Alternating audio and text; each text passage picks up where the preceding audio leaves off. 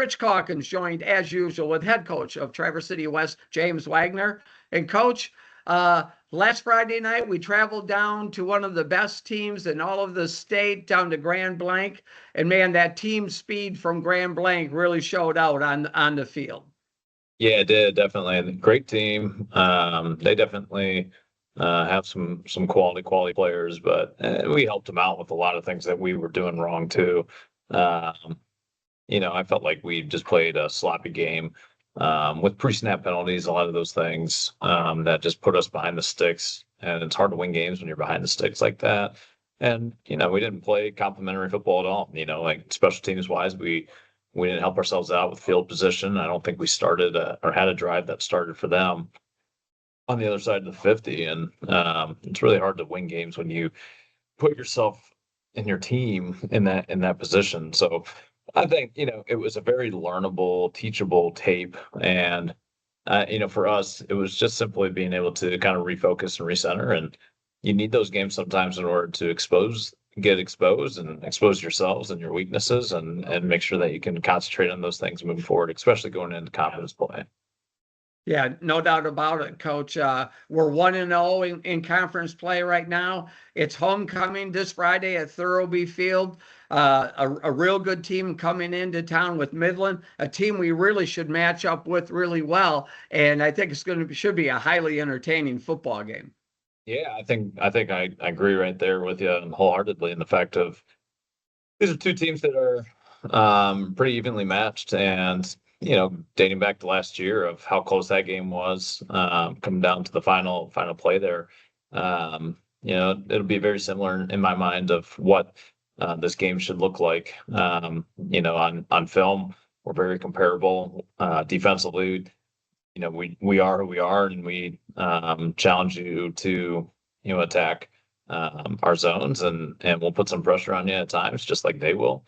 And then offensively, I mean, we're very similar styles of offense in what you see as well, and we're spread to try and run the ball, and they'll give us some different looks, and we'll give them some different looks, and I think every week it all comes down to who can execute, who can do their jobs and assignments consistently over a 2-hour span. So, I think again, last week helped us to be able to realize where some of our weaknesses are and what we need to address and put ourselves in a better position come Friday night this week. So, looking forward to getting back out there. I know last week kind of let us a bitter taste in our mouth.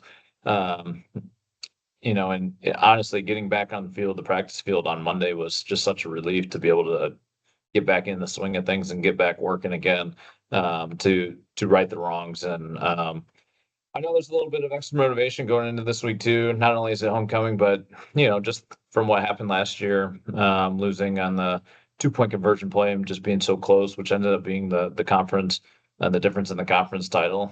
There's some added motivation in there for us that we want to be able to come back this year and and win this tight ball game. So our kids are looking forward to the opportunity.